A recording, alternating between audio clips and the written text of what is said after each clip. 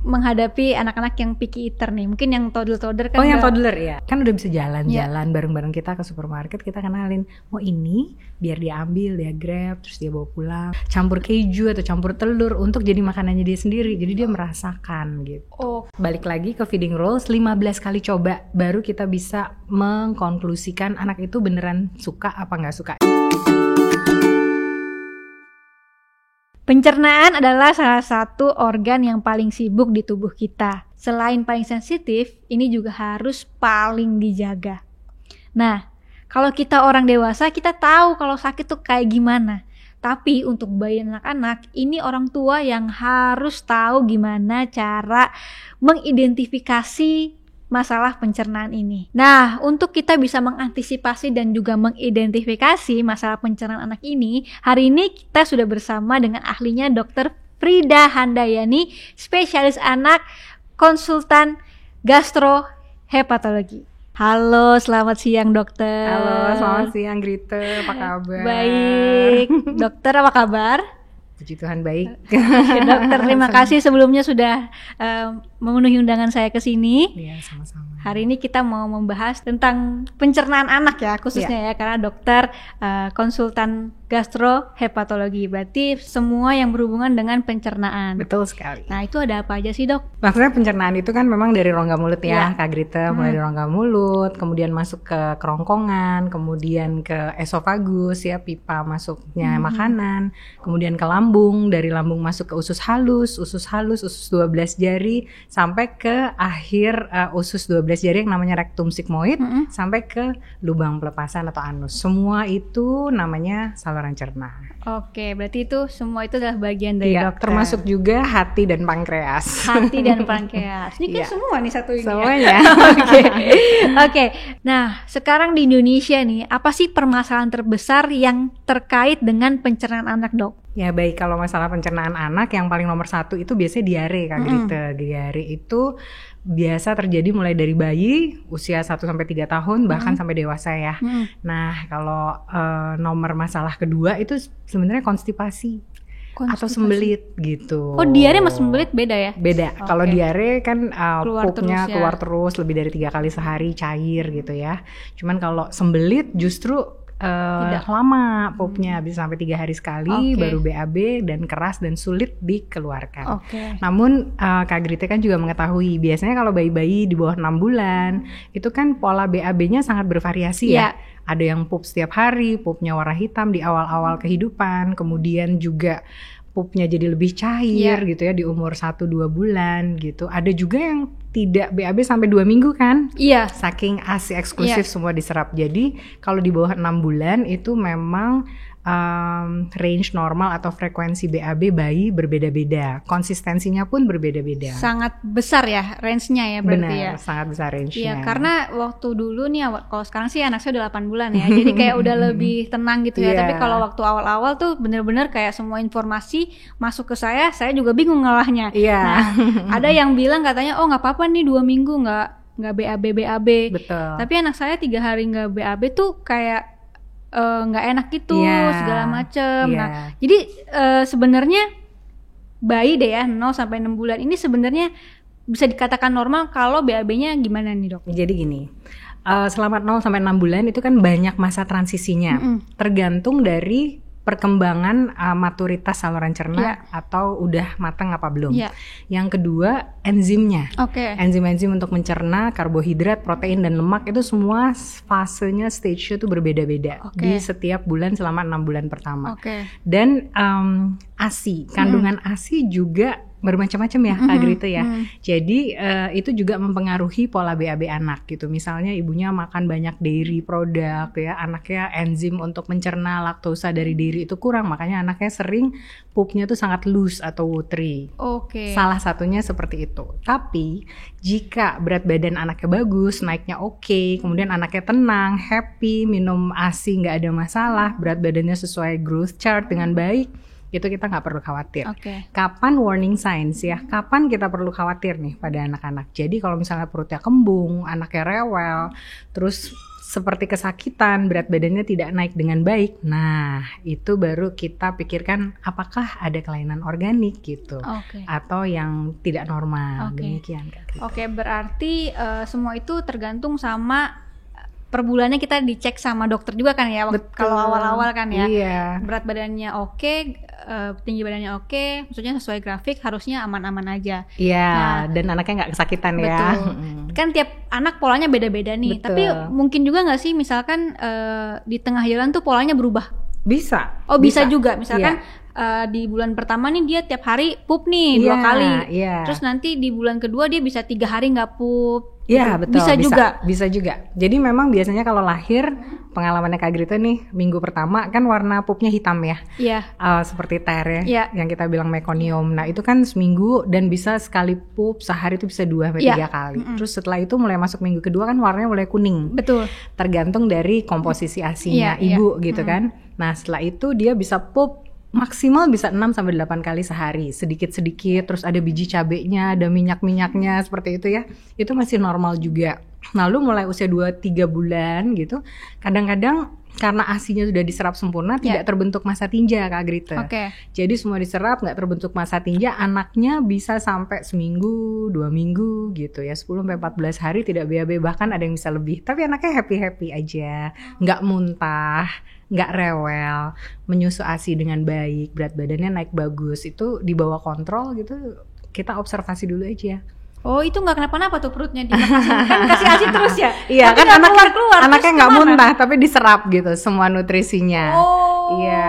Yang penting anaknya juga happy aja lah ya, nggak ada keluhan apa-apa gitu juga ya. Bagus. Tapi tetap kalau udah 2 minggu biasanya kita bantu keluarkan dengan rectal stimulation gitu ya. Apakah dimasukkan sedikit mungkin tahu termometer rektal yang ujungnya agak ini, biasanya dokter sering menstimulasi sedikit supaya ada trigger untuk keluar BAB-nya demikian. Oke, ini kalau berhubungan sama ASI ini kan apalagi ASI eksklusif ya.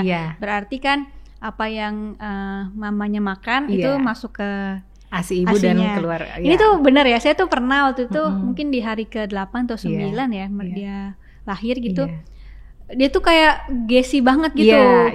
Dan nggak kentut nggak ya? Lupa deh. Pokoknya intinya setelah dicek segala macam, ternyata saya minum soda, mungkin gassy juga atau sama cabai kalau nggak salah. Nah itu emang benar-benar berpengaruh ya? Benar berpengaruh. Jadi kalau misalnya cabai, bukannya nggak boleh, tapi nggak boleh kebanyakan gitu, sampai membuat dia tuh jadi terstimulasi gitu ya, ususnya. Kita aja kalau makan cabai banyak kan juga pedes terstimulasi. Kalau misalnya sedikit-sedikit aja masih boleh. Kemudian soda kan juga gassy. Dairy product terutama karena enzim untuk mencerna karbohidrat di awal-awal kehidupan, terutama di umur 1-2 bulan, baby tuh memang masih rendah jumlah enzim laktase-nya. Enzim laktase itu apa sih? Dia untuk memecah laktosa di ASI ibu itu menjadi protein yang lebih kecil-kecil. Nah itu jumlah enzimnya tuh agak belum banyak seiring dengan perkembangan maturitas saluran cernanya. Jadi kalau ibunya memang seneng banget dairy produk ya, western foods misal gitu, anaknya bakal bloating dan sangat cranky karena nggak bisa ngeluarin gasnya dan kadang-kadang juga diare. Gitu. Tapi itu namanya intoleransi laktosa yang transient. Jadi sementara aja. Makin besar 3 bulan ke atas dia makin oke. Tapi biasanya ibunya kita juga bilang tolong dibatasi gitu. Tapi itu banyak ya yang maksudnya yang bayi-bayi yang di umur 0-3 bulan itu yang intolerance itu? Lumayan banyak prevalensinya, lumayan sering ditemukan. Iya, itu berapa persen kalau di Indonesia? Kalau di Indonesia mungkin sekitar 40-40% kurang banyak lebih ya. Juga tapi ya? Kayaknya nanti kita mesti lihat lagi angkanya ya penelitian di Indonesia gimana.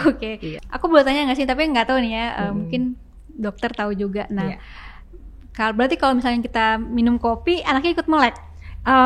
Kalau misalnya kopinya banyak, itu kan dalam kita punya blood circulation juga banyak. Nah, kafein itu kan bikin heart rate kita meningkat, bikin lebih alert dan bikin cemas dan susah tidur.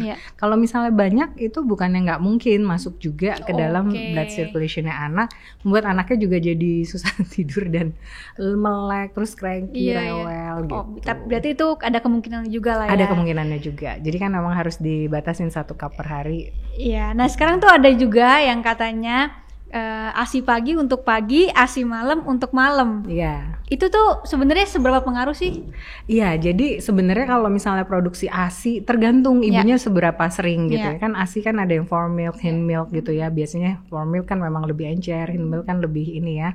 Dan makanan ibunya sebenarnya. Biasanya kalau makanan ibunya pagi, siang, malam itu kan memang lebih full dibandingin malam. Jadi kayak nutrisi atau lemaknya segala macam itu lebih tinggi itu misalnya di ASI pagi sampai sore. Sedangkan malam kan memang udah nggak terlalu banyak asupan juga. Jadi itu yang membedakan sih. Jadi nggak ada masalah ya kalau misalkan kita pompa pagi tapi minumnya di malam sih. Nggak ada masalah. Nah, tadi kan ada diare, ada sembelit. Nah, ini kan dua hal yang paling banyak di Indonesia ya. Betul. Nah, apa sih sebenarnya penyebab utama diare ini? Ya, jadi kita mulai di ya, tadi kita udah membicarakan mengenai BAB pada bayi. Sekarang kita bicarakan untuk anak toddler deh, umur 1-3 tahun ke atas. Nah, kalau 1-3 tahun ke atas, 1 tahun ke atas ini udah lebih jelas untuk definisinya. Kalau per definisi diare itu di BAB-nya konsistensinya cair, lebih dari 3-4 kali sehari ya, kadang diikuti demam gitu ya kalau di atas tahun, dan biasanya penyebab terbanyak tuh virus. 70% rotavirus, 60-70% itu rotavirus. Jadi rotavirus itu membuat anaknya tuh demam tinggi, mencret-mencret, mual, muntah, susah minum, bahkan dehidrasi. Oleh karena itu kita kan sudah mencegahnya dengan memberikan imunisasi rotavirus. Nah, kalau misalnya penyebab terbanyak kedua diare pada anak di atas 1 tahun tuh bakteri. Penyebab lainnya tuh ada parasit, jamur kayak gitu. Pertama rotavirus. Virus secara keseluruhan virus secara keseluruhan. Kedua berarti bakteri. Iya. Nah, kalau bakteri ini tuh gimana cara kita untuk menghindarinya? Iya, menghindarinya. Jadi bakteri itu kan biasa ada di sekitar kita, dan fase oral anak-anak kan masih tinggi banget ya pada saat itu, makanya suka megang, suka masukin ke mulut. Ya kita memang sebagai orang tua higiene sanitasi, cuci tangan dengan sabun dan general cleaning Kak Grita. Jadi mainan-mainan semua dibersihin. Terus mungkin yang suka ngemut-ngemut baju atau selimut gitu kan, baju ibunya juga sesuai itu. Pokoknya kita general cleaning dan berusaha mengindoktrinasi terus kalau ini memang harus dihindari. Tapi kalau diarenya ringan karena infeksi bakteri, kadang kita tuh nggak buru-buru juga ngasih antibiotik. Misalnya kita lihat dulu anak ini bisa melawannya nggak nih dengan imun sistemnya dia yang baik kayak gitu. Dan kalau misalnya kita deteksi, misalnya kita periksa fesesnya ya, tinjal lengkapnya, wah bakterinya banyak banget atau mungkin ada berdarah segala macam, baru kita terindikasi untuk memberikan antibiotik. Lihat klinisnya juga. Nah kalau yang bakteri terus parasit. Ya. Nah, parasit itu cacing, termasuk cacing yang sekarang mungkin lagi jadi perbincangan banyak ya. Jadi tapi kalau bakteri itu sebenarnya ada nggak sih dok yang sangat-sangat berbahaya? Saya juga sering baca katanya padahal bakterinya tuh tipenya tuh yang sangat langka, tapi ternyata masuk ke tubuhnya anaknya, akhirnya lumayan parah nih dok. Jadi bakteri yang banyak ditemukan tuh biasanya golongan Escherichia coli, E. coli, terus Klebsiella, kemudian Streptococcus, Staphylococcus, seperti itu sih. Banyak juga yang jarang ya. Kalau yang langka itu tapi lumayan berbahaya itu apa dok? Biasanya sih golongan yang Campylobacter seperti itu ya. Terus golongan-golongan baru yang ditemukan. Tapi itu juga kita biasanya lakukan kultur dan resistensi untuk menemukan antibiotik apa yang paling tepat. Jadi juga emang macam-macam ya. Macam-macam banyak. Nah kalau masalah diare ini kan mungkin banyak teman-teman di rumah ibu-ibu juga bingung gitu ya kalau ketika anaknya diare. Nah, kapan sih harus ke dokter? Ya, pertama kalau misalnya anaknya masih bisa makan minum, tidak demam juga masih bisa turun dengan obat penurun panas yang rutin, yang biasa, anaknya masih bisa makan minum bagus, buang air kecil juga masih sering, tetap tenang dan tetap berikan minum, makan seperti biasa. Ya, seperti biasanya tentu saja yang tidak berlemak, tidak banyak goreng dan tidak dairy. Kalau misalnya dia keluar terus, misalnya lebih dari 6 kali sehari, anaknya lemes, buang air kecilnya jadi jarang, demam tinggi, nggak bisa makan minum sama sekali, nah itu indikasi dibawa segera ke IGD. Karena udah tanda-tanda dehidrasi. Itu berarti kan bisa juga dari makanan ya? Ya, betul. Dari kontaminasi air, makanan itu pangan, juga bisa ya. Bisa. Jadi kalau pas kebenaran lagi ada bakteri bisa kena gitu ya. Betul. Diare Terus yang kedua adalah sembelit. Ya. Nah, kalau sembelitnya gimana, Dok? Kalau sembelit itu poopnya seminggu itu sekitar 3 hari sekali. 3 mau masuk 4 hari gitu. Terus bentuknya keras seperti pup kambing atau bentuknya panjang tapi masih bonjol-bonjol keras. Ada bontol-bontolnya dan sulit dikeluarkan gitu. Anaknya biasanya ngeden bermenit-menit gitu ya, lama di ini dan kadang menimbulkan luka ya. Ada darah sedikit menyebabkan anaknya trauma. Sehingga lain kali mau BAB dia trauma sakit ditahan terus dia tahan sehingga jadi berulang terus. Nah, itu definisi konstipasi pada anak. Oke, jadi ini menarik ya. Jadi nggak boleh membiarkan anak ngeden ya?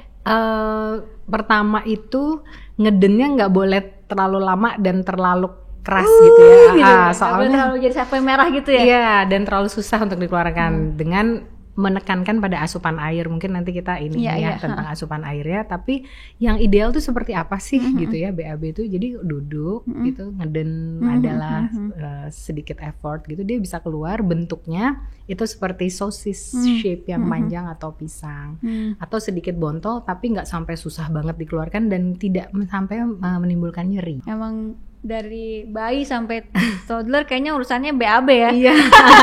Sering banget. Pusing banget masalah BAB anak ya. Oke. Nah, kalau misalkan toddler nih ya, Dok ya. Aku pengen tahu juga sih nanti kalau udah 1 tahun itu kan empasinya udah mulai mungkin sama kayak orang tua gitu ya. Nah, apakah masih harus gizi lengkapnya selengkap itu, Dok? Iya dong, nutrisi seimbang harus tetap karbohidrat, protein, lemak, veg, fruits gitu ya, sayur tetap masuk. Tapi nggak boleh gorengan. Terbatas banget. Kalau anak kecil kan ini ya, belum ada pembatasan lemak minyak, tapi kalau ini kan jadi preference, jadi pembiasaan kan, termasuk minuman manis, goreng-goreng, crispy-crispy gitu. Iya, soalnya saya kan dari sebelum punya anak maksudnya udah membatasi minyak dan segala macam. Tapi ternyata pas punya anak dia harus banyak karbohidrat, banyak lemak. Oh ternyata kalau buat pertumbuhan tuh harus lengkap. harus banyak ya. Betul. Kan kalau kita udah karbohidratnya udah berkurang, proteinnya lebih banyak. Tapi ternyata kebalik ya kalau karbohidrat 55%, fatnya 20%. Itu berarti akan terus-terusan sampai masa pertumbuhan dia, Dok. Ini itu selalu dia punya plating gitu ya, beda-beda dalam setiap pertumbuhan. Jadi kalau misalnya MPASI sampai 2 tahun tuh memang karbohidrat, protein, lemak itu yang ditekankan banget. Kalau serat, buah dan sayur nggak usah terlalu banyak kan kalau di bawah 2 tahun, tapi kalau di atas 2 tahun udah harus diperhatikan, apalagi pada anak-anak yang sembelit gitu ya. Kecukupan air juga sama. Nanti kalau udah lebih besar di atas 18-20 tahun protein juga tinggi, tapi kan daging merah juga sekarang harus dibatasi. Mineral juga penting juga ya? Banget, zinc, zat besi, magnesium. Nah sekarang nih empasi kan sebenarnya kalau kita mengikuti perkembangan zaman tuh udah mulai lebih mudah lah dibanding dulu mungkin ya. Nah sekarang kan ada yang ada instan, ada yang lebih instan. Itu menurut dokter sendiri sebagai spesialis anak tuh gimana sih, Dok, tentang makanan empasi yang instan-instan ini? Ya selalu ada plus minusnya ya Kak Grita ya. Jadi yang pertama kan kalau instan itu lebih praktis, lebih mudah dibawa sesuai kebutuhan. Kemudian juga ingredientsnya, compositionnya juga udah cukup lengkap. Vitamin, mineral semua udah oke. Namun tetap itu manufactured ya. Jadi memang anak-anak tuh baiknya kan dibiasakan untuk makanan rumahan, real food, fresh food yang dia bisa taste baunya segala macam, dan yang paling penting kan interaksinya dengan yang pembuatnya. Jadi memang ada plus minusnya, tapi tetap diprioritaskan homemade yang food complementary feeding. Jadi ya kalau mau mix and match ya nggak apa-apa juga. Nggak apa-apa, karena composition nutritionnya udah diatur juga. Mungkin orang tua yang sedang mengalami anaknya sedang ada permasalahan saluran cerna, terus ditambah dia juga nggak mau makan anaknya. Nah itu ada nggak sih, Dok, tips and triknya? Jadi kalau anak picky eater yang pertama kan feeding rules-nya tuh harus diterapkan ya. Semua udah tahu ya, feeding rules itu harus di share, no distraction. Nggak boleh ada distraksi, tapi itu memang kayak proses belajar. Gitu. Karena kalau biasa distraksi, nanti sampai gede harus ada distraksi, orang tuanya harus gimana terus gitu ya. Jadi tetap kayak orang belajar aja. Tapi gitu. kalau nangis gimana sih dok? Kalau anak nggak ada anak saya sampai sekarang sih puji Tuhan nggak ada distraksi ya. Cuman tuh kayak gitu. Nggak apa-apa sih, tetap aja biasa. Tapi kalau bisa memang di tempat duduk selama 30 menit. Iya. Soalnya kalau di bawah jajan nanti kebiasaan dia. Atau di bawah sadarnya kalau di jajan dia kepengen makan nanti pada saat dewasa. Oke. Tapi kalau feeding rules itu waktunya harus tepat banget atau sebenarnya masih 30 menit? Iya, 30 menit. 30 menit atau sesudah nggak masalah juga. Iya, 40 menit lah paling lama. Terus kalau misalnya dia menolak, kita nggak boleh marah, nggak boleh ada pemaksaan. Oke. Itu tuh akan kelihatan di umur berapa sih kesabaran kita ini? Biasanya sih sampai umur 2 tahun ya. 2 tahun tuh baru kelihatan buahnya ya? Iya. Kalau sekarang kayak orang di train gitu. 2 tahun baru kelihatan buahnya. Soalnya sampai sekarang saya belum kelihatan buahnya. Enggak lah, masih seneng-seneng harus aja. Sabar. Masih harus sabar. Oke, jadi ntar 2 tahun baru saya bisa lihat buahnya ya dok ya. Oke, nah tadi kan feeding rules-nya harus jelas juga. Terus apalagi tadi dok? Dan harus konsisten. Jadi kalau misalnya Kak Grita, ngasih makan seneng banget, no distraction, terus orang-orang nggak ada segala macam, 30 menit selesai, interaksinya bagus, terus Kak Grita ada kerja, dititiplah ke pengasuh. Tapi pengasuhnya berbeda, misalnya dibawa jalan, distraksi apa sambil lihat-lihat, nanti anaknya jadi bingung. Sebenarnya yang kayak apa sih mustinya, dan dia lebih seneng yang mana. Makanya kalau sama Kak Grita mungkin nanti lain kali dia nggak mau lagi karena dia lebih seneng yang satunya. Jadi kita harus konsisten. Kalau kita titipkan ke pengasuh, juga kita bilang kayak gini ya. Soalnya memang defaultnya udah seperti ini. Oke. Sama. Karena yang namanya feeding rules gitu. Iya. Sama orang tua juga ya. Iya ya. Biasanya lebih longgar ya. Lebih longgar lagi. Oke.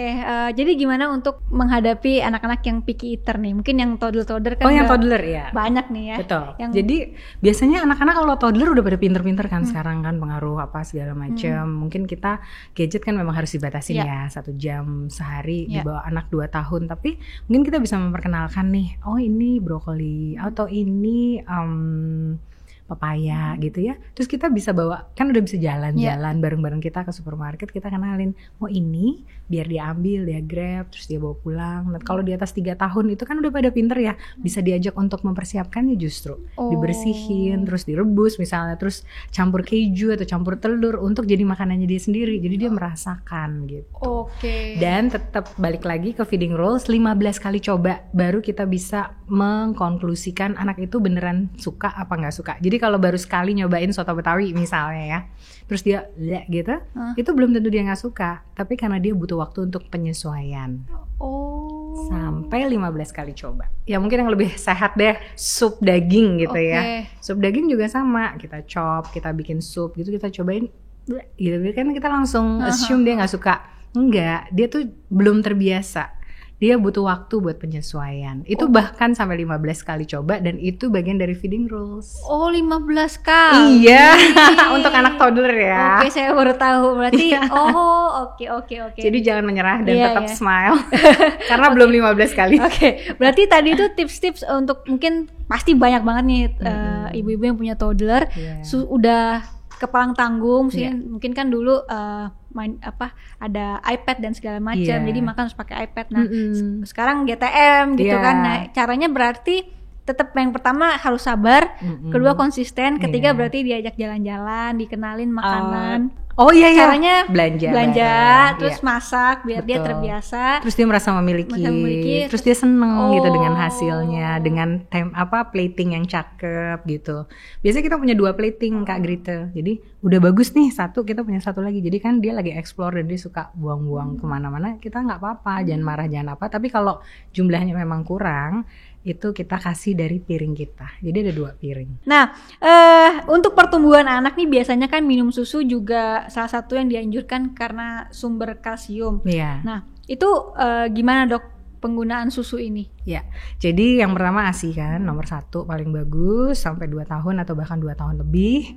Kemudian kalau misalnya jumlah ASI berkurang kan perlu ada penambahan ya. Jumlahnya kan disesuaikan dengan kebutuhan saat usia tersebut. Misalnya kalau kita ambil deh di atas setahun, itu kan masih butuh ASI itu sekitar 700 mili sehari. Jadi kalau misalnya ASInya kurang, kan boleh ditambahkan dengan susu pertumbuhan. Pemilihannya apakah susu pertumbuhan atau UHT misalnya ya di atas untuk anak untuk usia 1 tahun tentu saja tergantung pada kondisi klinis anak masing-masing. Apakah berat badannya udah oke, tinggi badannya udah bagus, terus ASInya juga kualitasnya juga bagus gitu ya. Kalau kita mau nambahkan UHT pun sudah direkomendasikan oleh WHO karena UHT sangat mudah didapatkan dan secara general emang mudah dan benefit ekonomis pula gitu ya, jadi boleh diberikan. Tapi kalau misalnya punya intoleransi laktosa gitu ya, berarti kita punya susu juga kok yang bebas laktosa, yang free lactose baik UHT maupun susu formula. Jadi itu semua bisa didiskusikan dengan dokter anak masing-masing. Kalau intoleransi laktosa itu tuh sampai kapan sih dok? Kayaknya dari bayi sampai toddler ada aja. Bener-bener. Jadi kalau intoleransi laktosa yang transient kan terjadi di awal-awal ya, umur 2 bulan, 3 bulan. Terus kemudian kan dia bagus tuh sampai umur sekitar 2 tahun, 3 tahun tuh mulai ke atas tuh agak berkurang gitu enzim laktase-nya. Jadi mulai pada saat itu anak-anak yang suka minum susu UHT, terus minum yogurt, ice cream, makan roti, makan coklat, keju, biasanya suka bloating, sakit perut, muntah, dan diare. Nah itu kita mulai berpikir apakah anak ini intoleransi laktose ya.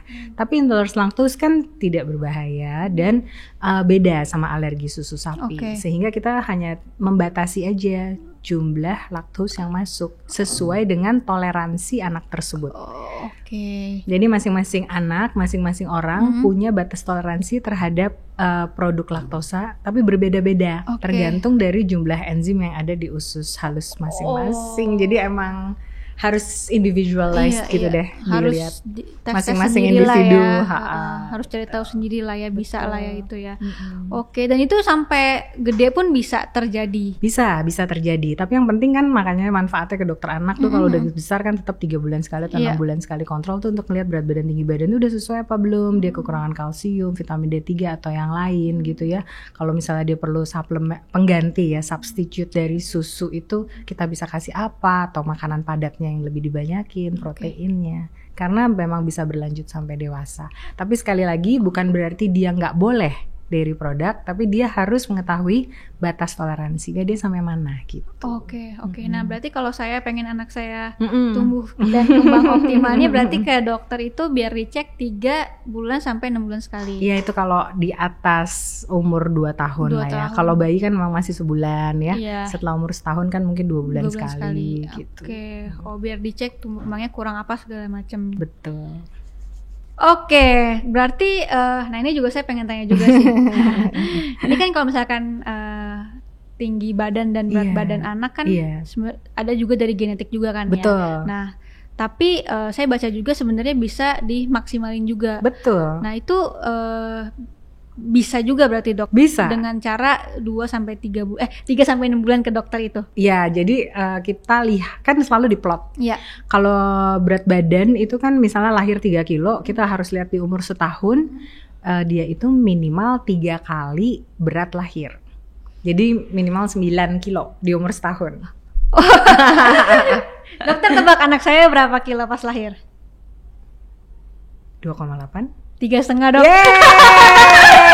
Keren ya, keren. Padahal aku belum lihat anaknya loh. Kan disuruh nebak ya. 3,5, keren banget, hebat. Kaget banget mas. Iya, tapi itu kurang lebih. Jadi anak Kak Grita nanti di umur setahun itu sekitar 9,5, 10 kilo gitu targetnya. Terus kalau tinggi badannya nanti disuruh nebak lagi ya tinggi badannya berapa ya. Tinggi badannya kurang nih, saya pendek soalnya.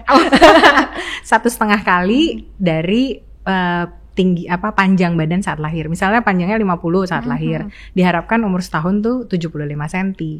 Nah, tapi kita tuh selalu mengencourage ya orang tua karena nutrisi itu juga sangat penting. Iya, dampaknya tuh bahkan lebih besar daripada genetik. Jadi bisa dimodifikasi lah dengan diet, menu yang seimbang, dan kemudian kalau misalnya perlu kita konsultasikan dengan dokter endokrin untuk pertambahan tinggi badan anak tuh bisa Kak gitu. Ya, selalu ada jalan. Iya. Iya, biar kasihan nanti soalnya kalau kayak saya kan harus potong tapi celana. Kayaknya banyak yang potong celana, tenang aja. Iya, saya pengen sih anak saya tumbuh dengan maksimal. Amin. Oke. Nah, sekarang nih kalau misalkan tanda pencernaan anak yang baik tuh seperti apa? Pertama, balik lagi, tinggi badan, berat badan naik sesuai dengan target dan sesuai dengan kurva pertumbuhan. Kedua, anaknya well doing, seneng, happy, nggak demam, nggak muntah, nggak mencret, ya gitu. Yang ketiga, penyerapan nutrisinya oke. Kita bisa lihat mungkin dia tidak anemia, dia tidak kekurangan vitamin D3, tidak kekurangan kalsium atau yang lainnya. Yang keempat, popnya lancar. Gitu. Buang air kecil, buang air besar lancar tuh semua udah tanda pencernaan yang baik. Oke. Nah, kalau misalkan nih kan kalau di Indonesia kan juga pasti ada permasalahan stunting ya. Iya. Nah, stunting ini efeknya apa sih, efek stunting ke pencernaan anak selain pertumbuhan? Ya, biasanya tuh stunting itu kan didefinisikan kalau berat badan sama tinggi badannya kurang dari persentil 3 ya di Kurus chart, dan ada penyakit yang mendasari. Tentu saja karena usus itu satu-satunya pintu masuk nutrisi ya. Jadi semua masuk dan diserap di situ. Kalau misalnya memang yang masuk kurang, yang diserap kurang, tentu nggak ada bahan bakar untuk growth gitu. Jadi pertama kita lihat dulu ada penyakit yang mendasari nggak, ada gangguan penyerapan nutrisi atau enggak, ada chronic disease atau silent disease atau enggak gitu. Baru kita bisa katakan ini stunting. Kalau anaknya sehat, berat badan naik, agak masih sesuai gitu ya, jangan-jangan bukan stunting juga bisa gitu. Jadi emang stunting itu harus dilihat klinisnya tuh dia memang ada sakit atau enggak, terus kenaikan berat badannya gimana, apakah dari dulu memang seperti itu tapi parabola naiknya. Kalau stunting itu kan dia di bawah sempat naik terus dia turun lagi atau mendatar kayak gitu. Jadi ada penurunan, dia nggak naiknya seperti parabola. Jadi jangan buru-buru dulu bilang stunting ya, mesti dilihat secara keseluruhan. Ada nggak sih dok mitos atau fakta nih yang harus diluruskan tentang pencernaan anak? Yang mungkin dokter paling meresahkan lah. Ada pasien datang ini lagi, padahal itu adalah mitos. Iya, sekarang ya ibu-ibu tuh orang tua tuh udah luar biasa teredukasi menurut saya sih. Jadi udah jarang yang kayak ngasih makanan di umur 3 bulan, 2 bulan, 3 bulan itu udah enggak gitu. Terus udah jauh lebih udah well informed gitu. Jadi mitos-mitos itu udah mulai berkurang sih. Kalau puji Tuhan lah ya. Puji Tuhan. Tapi banyak juga nih yang masih percaya katanya kalau bayi diare itu salah satu tanda tumbuh kembang. Ini salah atau benar? Salah dong. Salah ya. Diare itu kan kadang orang tua tuh belum terlalu paham ya, karena masalah POP pada bayi itu emang complicated banget. Jadi mestinya dia normal dibilang lah diare, padahal sebenarnya itu masih normal kayak gitu. Mau tanda dia gede ya semua bayi bertumbuh kan.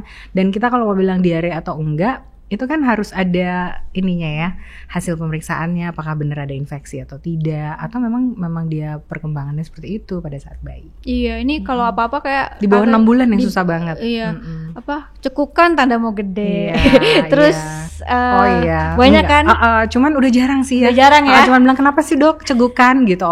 Penyebabnya ini. Katanya nggak mau makan tanda mau gede, semua mau gede ya. Oke. Betul. Nah, ini juga ada mungkin mitos-mitos ya yang bisa diluruskan biar teman-teman juga teredukasi gitu ya. Ada anak baru berapa bulan dikasih makan pisang, lalu ada juga yang kejang dikasih kopi. Iya. Jadi kalau pisang itu kan memang karbohidratnya tinggi ya, zat patinya juga tinggi, kemudian juga bulky. Jadi tergantung di umur berapa gitu diberikan pisang tersebut. Kalau misalnya di bawah 6 bulan ya tentu saja belum cukup matang ya, diameter ususnya segala macam ya nggak bisa gitu. Jadi memang suka menyebabkan obstruksi atau sumbatan kalau bayi-bayi kecil. Tapi sekarang mestinya sih udah lebih jarang. Kemudian soal kopi ya kopi tentu saja kalau diberikan langsung pada anak ya meningkatkan detak jantungnya, anxiety, nggak bisa tidur, rewel, bahkan mungkin diare karena itu kan stimulasi adrenalin gitu.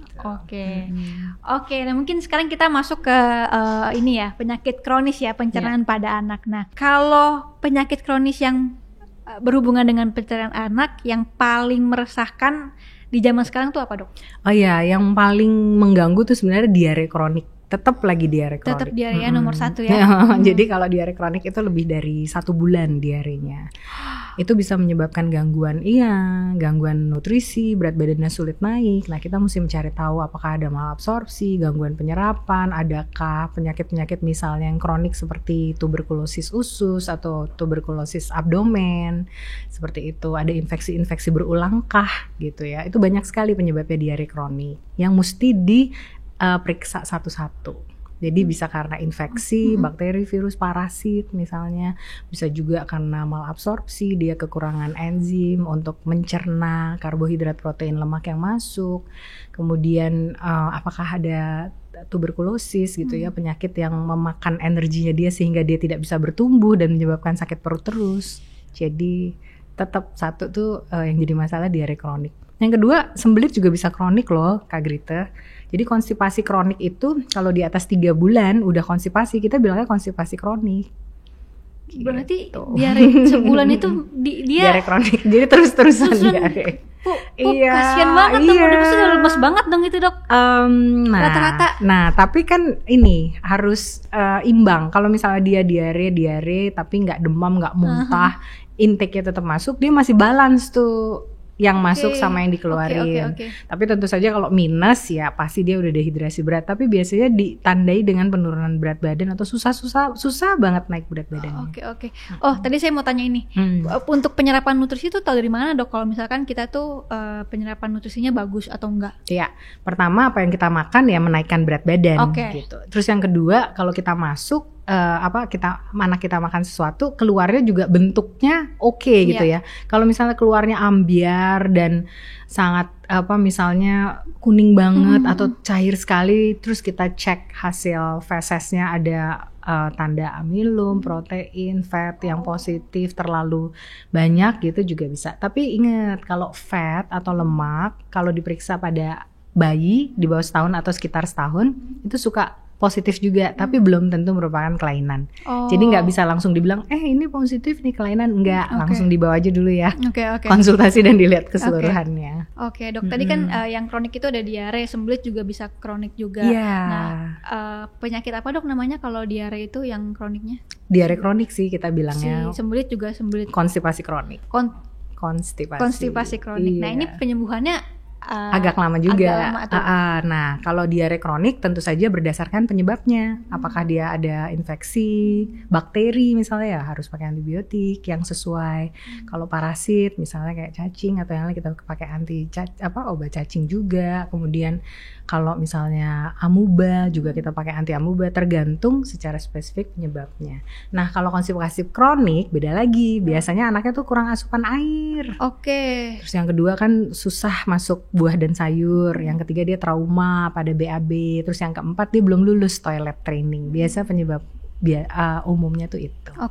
Kenapa nggak lulus toilet training bisa menjadi sembelit? Iya, jadi dia kan mestinya kalau udah mau pup dia udah terbiasa harus ke potty stool atau ke potty trainer, dia belum ke situ gitu.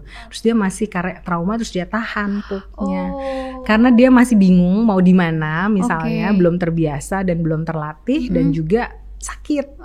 Sehingga dia nggak peduli deh harus dikeluarkan apa enggak, yang penting jangan sakit. Kayak gitu. Jadi kita harus obatin juga tuh kalau misalnya ada luka atau kemerahan di sekitar duburnya. Kalau toilet training tuh seharusnya lulus di umur berapa? 3 tahun biasanya, tapi dimulai dari umur 18 bulan. Tapi tergantung masing-masing anak juga. Ada yang 3 bulan udah lulus toilet training, ada yang sampai setahun gitu. Semuanya oke aja, asal dijalanin rutin. Asal sabar, konsisten, happy.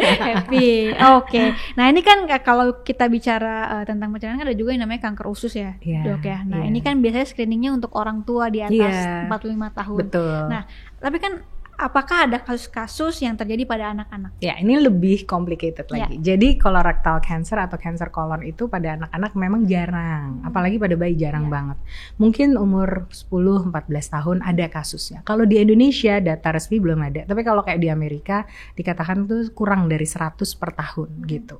Nah, faktor risiko ya biasanya genetik ya. Kedua, familial adenomatous polyposis, jadi maksudnya udah banyak polip-polip di familialnya dengan gen yang positif, itu juga memperbesar risiko. Tapi sekali lagi ya, orang tua yang dengan poliposis gitu misalnya belum tentu loh anaknya colorectal cancer, jadi jangan khawatir dulu gitu. Terus kemudian ada yang neurofibromatosis gitu, yang ada caveole dan Peutz-Jeghers syndrome, banyak polip di badannya, itu juga menjadi faktor risiko colorectal cancer. Nah, saya pengen tanya juga nih, tapi ini mungkin di luar dari ini ya. Kan saya pernah ketemu orang yang anaknya itu 2 tahun kena leukemia.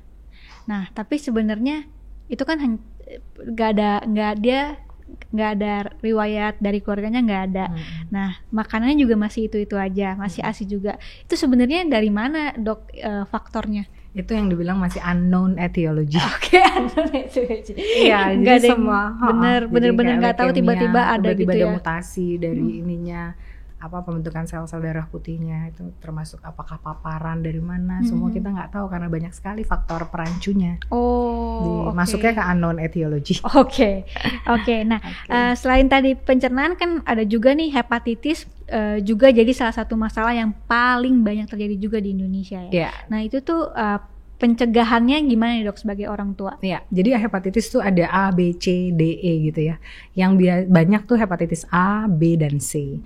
Yang diturunkan dari ibu ke bayi itu biasanya hepatitis B. Jadi emang harus di screening ibunya, HBsAg-nya positif apa enggak. Kalau misalnya positif, anaknya langsung harus diberikan imunoglobulin, hepatitis B vaksinasi, dan diperiksa berkala gitu. 3-6 bulan dia udah punya antibodi atau belum. Kalau hepatitis A biasanya diderita anak 2 tahun 3 tahun ke atas, dan contaminated food sama water ya biasanya kan.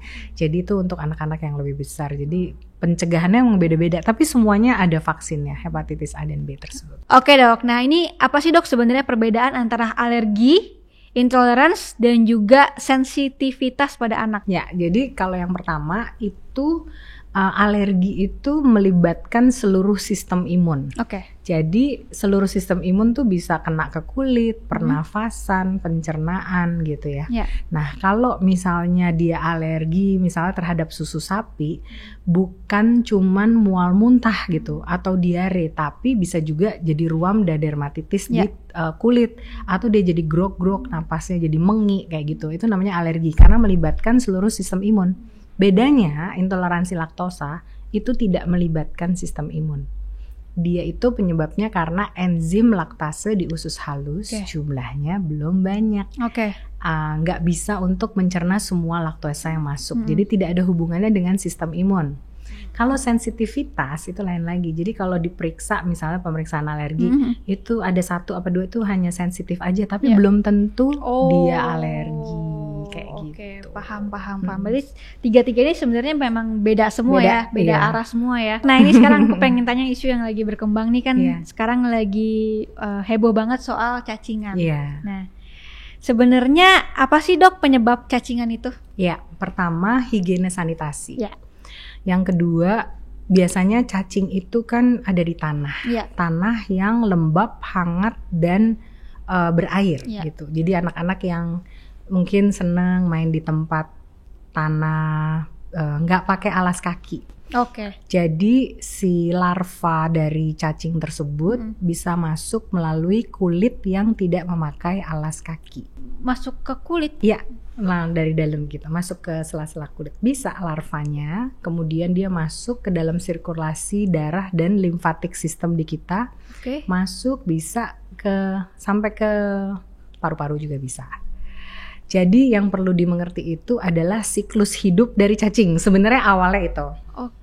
Awalnya ada telur cacing kan, telur menetas menjadi larva. Kalau larva baru jadi cacing gitu ya. Itu gimana sih?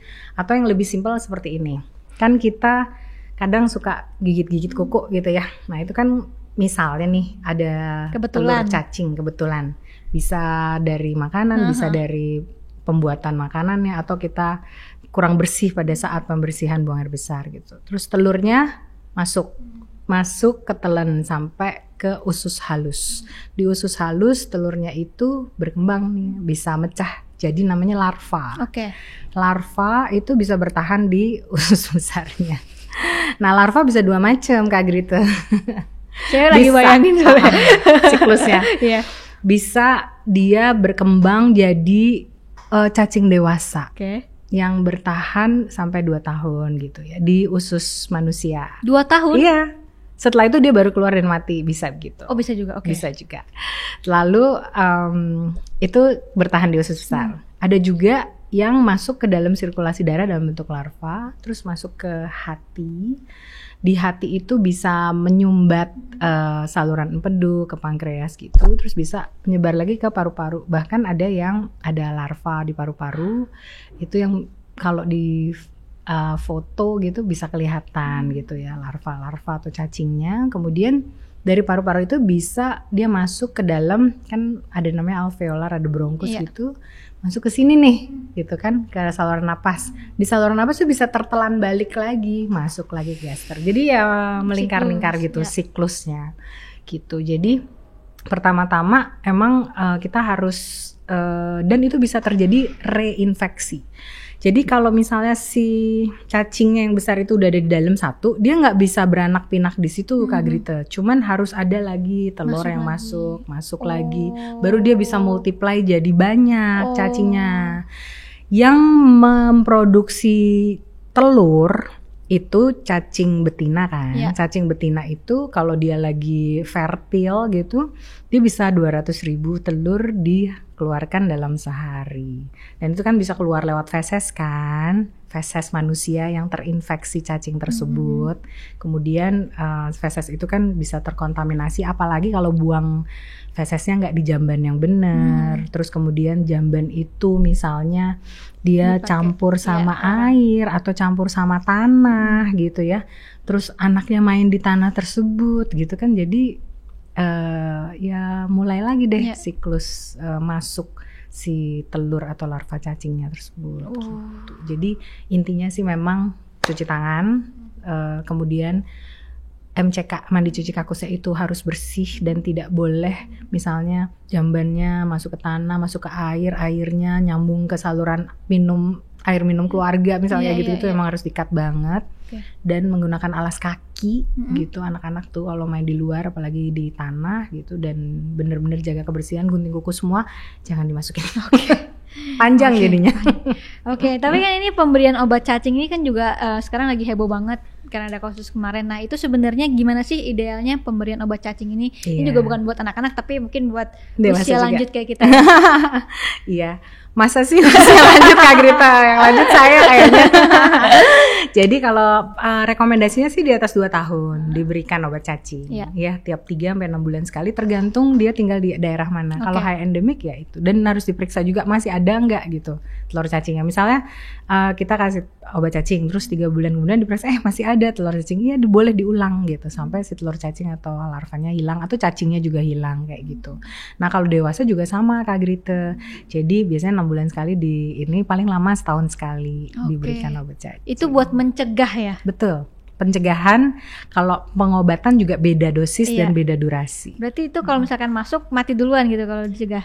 Gimana sih? Ada beberapa macam kan. Jadi ada pirantel pamut, mebendazole, ada yang mematikan DNA cacing supaya cacingnya mati di dalam gitu, baru dia keluar. Ada juga yang kayak memecah gitu supaya si cacingnya pas keluar tuh memang udah nggak berbentuk. Gitu. Jadi macam-macam mekanismenya menurut obatnya.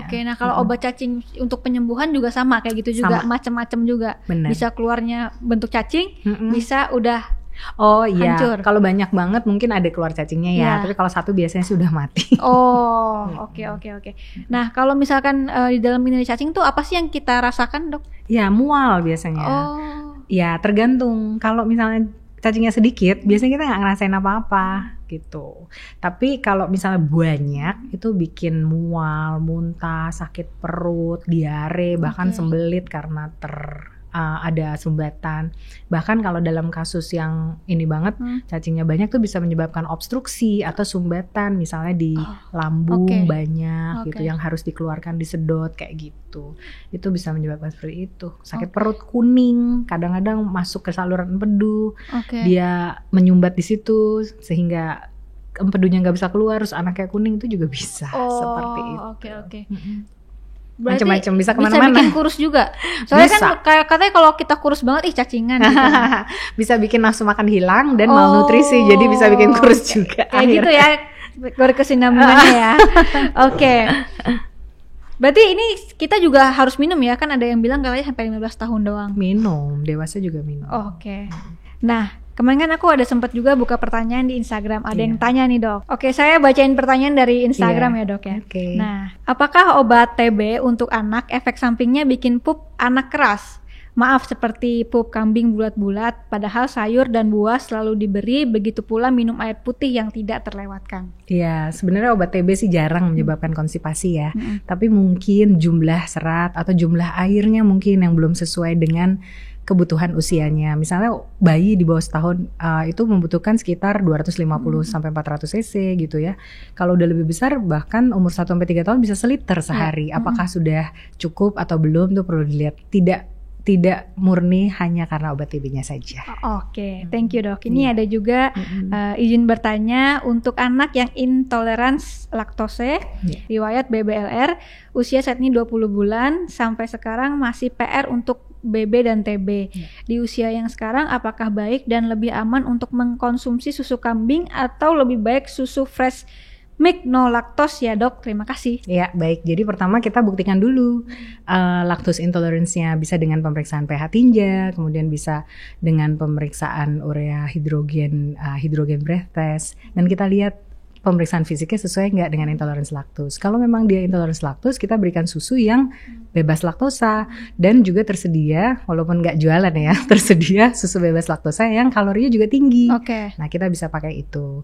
Kemudian yang kedua, kita juga mesti melihat apakah anaknya itu kan baru usia 20 bulan, alergi susu sapi ya masih bisa walaupun udah mulai besar. Apakah alergi susu sapi atau bukan? Karena kalau misalnya alergi susu sapi dikasih goat milk, sama aja, proteinnya tuh mirip sama susu kambing. Gitu. Jadi mungkin bisa malah jadi reaksi silang atau alergi juga terhadap goat, karena protein dari goat milk sama cow's milk tuh ya mirip-mirip gitu kasihnya. Nah, kalau usia 1 bulan perutnya kembung terus padahal udah hangatin pakai telur dan kentut terus, itu penanganannya gimana ya? Soalnya kasihan kalau mau pup dan kentut kayak ngeden kesakitan. Terima kasih. Iya, betul. Itu menurut saya kedengarannya seperti infant dyschezia. Jadi seperti sakit perut pada bayi baru awal-awal pertumbuhan. Jadi memang karena tadi maturitas saluran cernanya belum matang, jadi dia kalau nerima banyak emang macam-macam dari ASI ibunya suka jadi bloating, kembung. Nah, itu memang harus dimasaskan, masas perut yang I love you, bulan bintang. Nah, itu perlu dilakukan. Terus modified diet ibunya. Lalu apakah memang dia kesulitan buang angin karena sangat gesi, itu juga mesti dipikirkan. Jadi banyak metodenya tuh untuk mengatasi di infant dyschezia ini. Tapi kalau dalam praktek sehari-hari kita lihat anaknya kenaikan berat badan kalau perlu sekali kita curiga, kita lakukan USG abdomen, USG perut. Kalau dia aman sih nanti gedenya akan hilang. Tapi sebenarnya kalau 1 bulan itu emang lagi gitu. Kayak gitu. Banyak yang gitu. Iya, soalnya kan tiduran kolik. Dan susah banget, kitanya mau buang angin sambil tiduran juga susah. Dengan manuver segala macam baru keluar. Jadi sama anak, makanya ada cara menggendong yang ini kan, kayak gitu yang dia ngadep ke depan itu. Iya. Oh iya, ini bayi kolik juga banyak banget ya. Nah, ini ada juga bayi 10 bulan pup 2-3 hari sekali, apakah aman? Dari newborn dia juga pup 2-3 hari sekali. Anak saya full ASI. 6 bulan sampai 12 bulan pup itu yang ideal sekali sehari karena dia udah makan MPASI. Tapi boleh kita tunggu sampai 2 hari sekali. Nah, yang mungkin kadang-kadang kalau di praktek sehari-hari tuh ibu-ibu kurang ngasih air minum sebenarnya. Kayak heran ya, sampai 240 atau 1 gelas aqua sehari ya, sampai 400 cc ya pada anak setahun tuh kok banyak banget gitu, padahal ASI-nya juga udah banyak. Apalagi buat anak-anak yang sembelit gitu, biasanya kita pertama air dulu. Tapi itu warning signs menurut saya. Kalau dari bayi sampai umur setahun tuh seperti itu, udah dimodifikasi dietnya dengan sedikit buah dan sayur, kemudian udah minum air putih banyak, dia masih pup juga. Nah itu kita mesti hati-hati, dia ada kelainan bawaan atau enggak. Hopefully sih enggak. Oke. Oh jadi harus cek juga nih ya. Iya, kalau dia terus-terusan mulai dari 0 sampai 12 bulan. Dok, apakah minuman fermentasi probiotik itu boleh diberikan kepada anak 1 tahun? Iya, boleh atau tidaknya tuh sebenarnya agak ini ya, tergantung kebutuhan. Tapi menurut saya minuman fermentasi yang beredar itu gulanya cukup tinggi, jadi manis. Terus anak-anak jadi merasa cairan itu preferensinya harus manis biar enak. Itu membuat anak-anak biasanya jadi susah minum air putih biasa. Itu pertama. Yang kedua, kalau memang ingin lactobacillus atau probiotiknya di situ, kita sebenarnya ada yang khusus ya isinya probiotik, atau dari makanan lain kan juga banyak, tahu, tempe, keju, kefir, semua kan juga ada probiotik, jadi nggak harus sebenarnya. Oke, selanjutnya nih, Dok, apa pengaruh pup ambyar terhadap tumbuh kembang bayinya 8 bulan? Baik. Jadi pup ambyar itu banyak sekali penyebabnya. Pertama lactose intolerance bisa, kedua infeksi. Kalau misalnya dia memang pup ambyar terus dan berat badannya nggak naik, tentu saja bisa menyebabkan malnutrisi. Selanjutnya, nah ini masalah gigi nih ya. Gigi. Iya gigi. Ini kayaknya heboh banget, maksudnya kayak kapan sih anak tuh tumbuh gigi? Nah ini ada anak saya 7 bulan belum ada gigi. Nah untuk empasinya kan sudah tidak halus lagi. Apakah tetap bisa dikasih ke bayi walaupun belum tumbuh gigi, atau harus tetap pure halus? Ya, jadi jawabannya tetap harus naik tekstur. Kalau enggak anaknya nanti nggak terbiasa, malah jadi sulit makan. Nah, kan kalau 6 bulan masih kayak cream soup yang kental ya. Mulai 7 bulan, 8 bulan kan udah mash. Kalau mash itu tetap harus diberikan walaupun dia belum tumbuh gigi ya. Tetap dia bisa mengunyahnya dengan menggunakan gusi. Dan tumbuh gigi itu kan macam-macam. Ada yang pas lahir udah ada giginya, ada yang sampai umur 17 bulan. Neonatal teeth namanya. Pas lahir udah ada giginya. Jadi itu genetik, biasanya turunannya begitu. Saya baru Jadi soal gigi itu memang ada yang tumbuh duluan, di tengah-tengah, ada yang tumbuh belakangan, bahkan ada yang sampai ditunggu sampai 15 bulan baru tumbuh apa enggak giginya, baru kita ronsen. Ada akar-akarnya enggak nih yang mau keluar, tapi jarang banget sih anak-anak yang gitu. Rata-rata kan jadi tetap harus 6 naik sampai tekstur. 8 bulan. Oh, tetap harus naik tekstur sesuai ya. Dengan usia.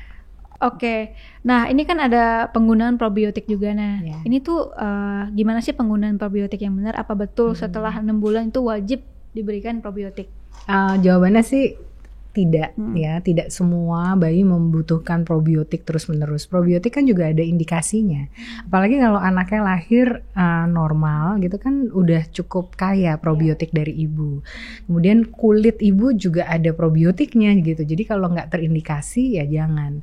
Dan indikasi penggunaan probiotik pada bayi dan anak kan juga macam-macam. Misalnya pada kolik probiotik tertentu, pada diare probiotik tertentu. Jadi nggak di generalized gitu. Dan kalau anaknya sehat, makannya oke, kita lihat sumber probiotiknya, ASI-nya, attachment sama kulit ibu baik, anaknya oke ya, saya rasa sih nggak perlu diberikan terus-menerus. Jadi harus ada indikasi. Dok, boleh dong kasih tips 3 deh untuk para moms nih yang mau menjaga pencernaan anak-anaknya seperti apa? 1, ASI dan ASI.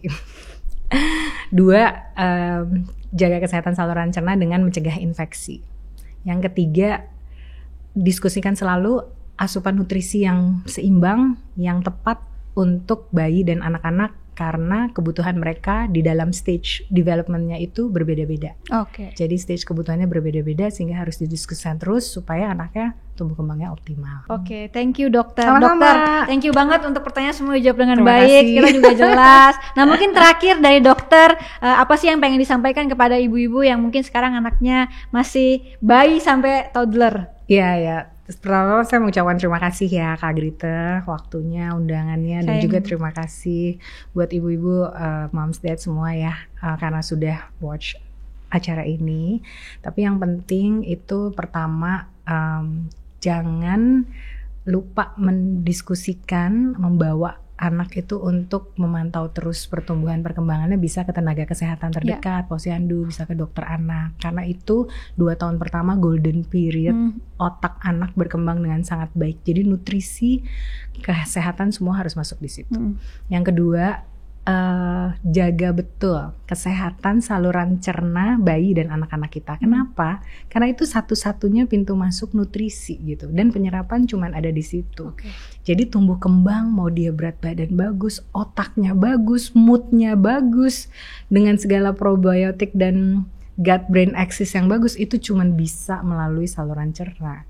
Jadi benar-benar harus dijaga. Yang ketiga mungkin hindari infeksi, karena infeksi itu memang nomor 1 penyebab masalah saluran cerna di kita. Gitu Kak Grita. Oke, thank you dokter. Terima kasih banyak. Sampai ketemu lagi. Sampai ketemu lagi Kak Grita.